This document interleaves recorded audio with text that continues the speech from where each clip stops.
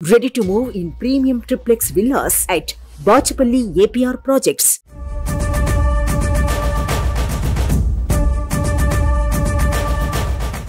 అభ్యర్థిలో విషయం ఉంటే గెలుపు సులభం. అభ్యర్థి గెలిస్తే పార్టీ గెలిచినట్లే.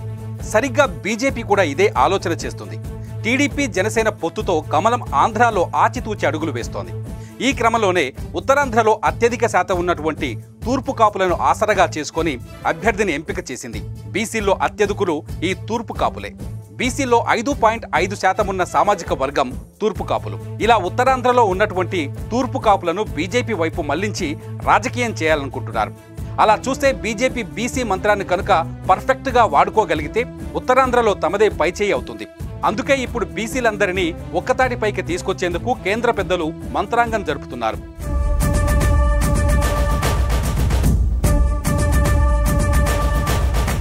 పొత్తులో భాగంగా బీజేపీ 6 ఎంపీ స్థానాల్లో పోటీ చేస్తోంది.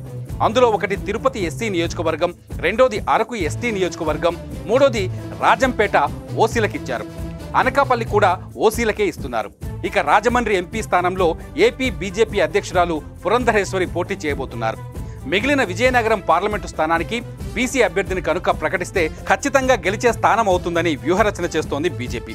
ఈ రూట్లోనే బీసీల్లో అత్యధికులైన తూర్పు కాపు సామాజిక వర్గానికి చెందిన గేదెల సీనుబాబును పార్టీలో చేర్పించుకొని పోటీ చేయించే ప్రయత్నం చేస్తుంది. అదే జరిగితే బీజేపీ వైసీపీకి పోటీనిచ్చే బలమైన తూర్పు కాపు అభ్యర్థిని బరిలోకి దింపినట్లవుతుంది.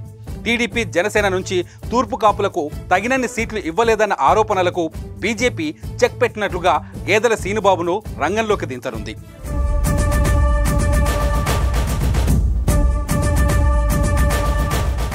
సుమన్ టీవీలో మీ పర్సనల్ అండ్ బిజినెస్ ప్రమోషన్స్ కోసం కింది నెంబర్కి కాంటాక్ట్ చేయండి.